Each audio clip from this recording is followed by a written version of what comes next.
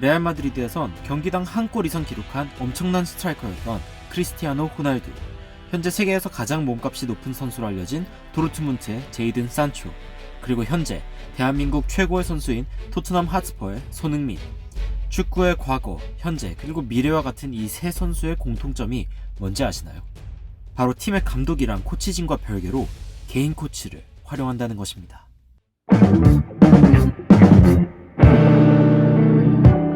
안녕하세요. 놀라운 논란 전해드리는 미스터 논란입니다. 제가 질문을 하나 던져보도록 하겠습니다. 축구는 팀 스포츠인가요? 그렇습니다. 하지만 좀 더 깊이 생각해보면 늘 그렇지는 않습니다. 동네 축구를 생각해보시면 편합니다. 항상 축구를 잘하는 선수가 있으면 그 친구한테 공을 연결하는 게 나머지 팀원들이 할 일입니다. 그런데 프로의 세계에서는 어떨까요? 프로의 세계에서도 이는 논란입니다. 멱살 잡고 토트넘을 캐리하고 있는 손흥민이나 케인을 보면 팀의 다른 감독마저 토트넘은 손흥민과 케인의 팀이라고 이야기를 할 정도이니 말이죠. 영국 언론인 스카이 스포츠에서 에덴 아자르, 케빈 데브라이너 등이 뛰는 벨기에의 황금 세대가 우연히 만들어진 것이 아니라며 한 인물을 조명했는데 그는 밥 브로웨이스입니다.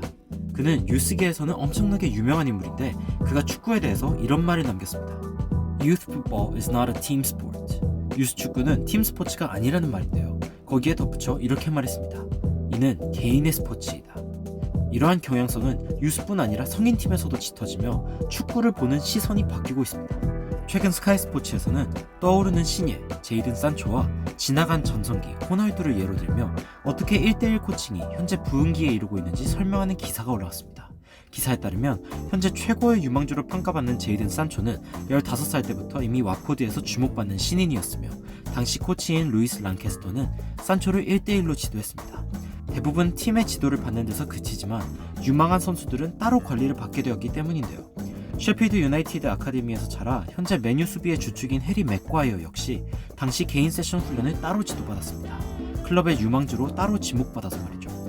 이런 최근의 사례들 이외에도 맨유 시절 호날두는 팀의 기술 코치인 르네 멀렌스틴과 따로 훈련을 지속해온 것으로 유명합니다. 멀렌스틴은 모든 팀의 전술과 시스템은 궁극적으로 선수들의 개인 능력에 달렸다고 주장하는 코치이기도 합니다. 그리고 이는 알렉스 퍼거슨 감독이 좋아했던 철학이며 그를 기술 코치로 데려온 이유입니다. 세계 최고의 선수들은 결국 팀의 코칭 외에도 개인 코치를 따로 두면서 자신의 최상을 이끌어내기 위해 부단한 노력을 했음이 본 기사를 통해 전해졌는데요. 이에 빠질 수 없는 선수가 바로 손흥민 선수입니다. 그는 그의 아버지에 의해 지속적으로 코칭을 받으며 성장해온 선수이기도 하며 현재 선수 생활을 하면서도 부모와 함께 지내며 피드백을 받는 것으로 알려져 있습니다. 영국 언론 BBC에서는 손흥민은 아버지인 손흥정 코치로부터 빚어졌다는 표현을 사용할 정도죠. molded라는 이 말이 바로 빚는다는 표현입니다. 엄격하고 섬세한 코치로 알려진 손흥정 코치는 어릴 적부터 손흥민과의 훈련에서는 쉴 수 있는 틈새를 이용해서도 작고 간단한 기술들을 연습해왔다고 알려져 있습니다. 그리고 팀 전체의 훈련에 비해 손흥민의 훈련 강도를 엄청나게 높인 것으로도 유명하죠.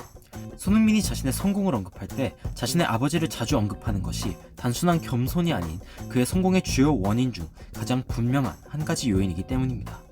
손흥민 선수의 개인 역량은 토트넘이 지난 5년간 챔피언스리그를 못 가면 아쉬운 팀이 될 수 있었던 주요 요인입니다. 그리고 이는 다음 팀에서도 우승을 원했던 무리뉴가 토트넘의 감독으로 오게 된 이유이기도 합니다.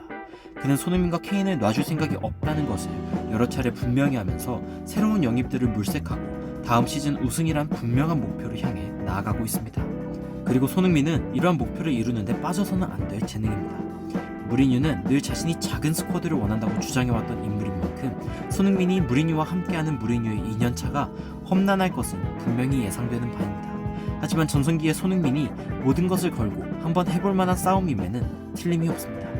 토트넘은 1992년 프리미어리그 출범 이후 한 번도 강등되지 않은 팀 중 하나입니다.